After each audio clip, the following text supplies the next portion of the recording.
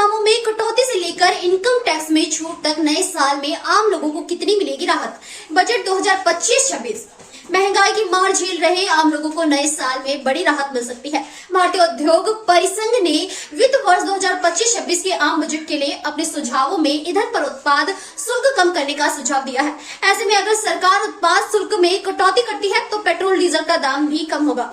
उद्योग निकाय ने कहा है कि खपत बढ़ाने के लिए खासकर निम्न आय स्तर पर यह छूट दी जानी चाहिए, क्योंकि ईंधन की कीमतें महंगाई को काफी बढ़ाती है। इसके अलावा CII ने कहा कि बजट में 20 लाख रुपए प्रति वर्ष तक की पर्सनल इनकम के लिए मार्जिनल टैक्स रेट को कम करने पर भी विचार किया जा सकता है। इससे खर्च और हाई टैक्स इनकम के चक्र को गति देने में मदद मिलेगी। सुझावों में यह भी कहा गया है कि व्यक्तियों के लिए उच्चतम सीमा दर 42.74% और सामान्य कॉर्पोरेट कर दर 25.17% के बीच का अंतर अधिक है।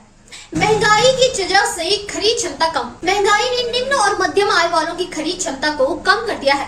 उद्योग निकाय ने कहा, केंद्रीय उत्पाद शुल्क पेट्रोल के खुदरा मूल्य का लगभग 21% और डीजल के लिए 18% है।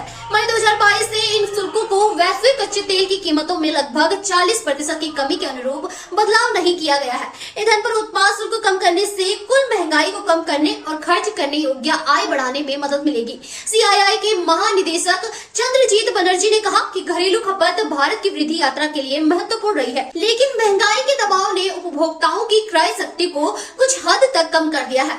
खर्च वाउचर शुरू करने का सुझाव उन्होंने कहा कि सरकारी हस्तक्षेप के जरिए खर्च करने योग्य आय को बढ़ाने और आर्थिक गति को बनाए रखने पर ध्यान केंद्रित किया जा सकता है। CII ने कम आय वाले समूहों को टारगेट करते हुए खर्च वाउचर शुरू करने का सुझाव दिया, ताकि तय अवधि में कुछ खास वस्तुओं और सेवाओं की मांग को बढ़ावा दिया जा सके। वाउचर को विशिष्ट वस्तुओं और सेवाओं पर खर्च करने के लिए तैयार किया जा सकता है और खर्च सुनिश्चित करने के लिए यह एक तय अवधि के लिए वैध हो सकता है। इसके अलावा सरकार से PM किसान योजना के तहत वार्षिक भुगतान को 6,000 रुपए से बढ़ाकर 8,000 रुपए करने का सुझाव भी दिया है।